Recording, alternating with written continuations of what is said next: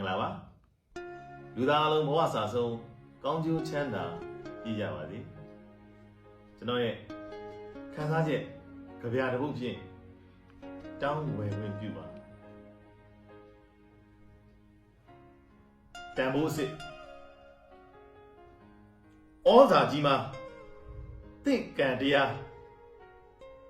မူရိယာလည်းပွားပါထေဝါခံညာ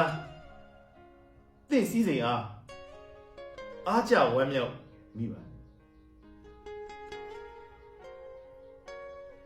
လုံးစုံအားပိုင်ဆိုင်ထား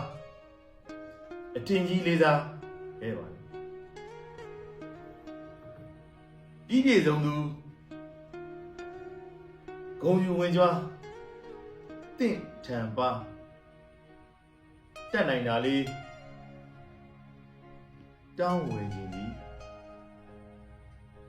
ရောင်းပေးပါလားကိုကျင်တရားဘူးတဲ့ပါကိုင်က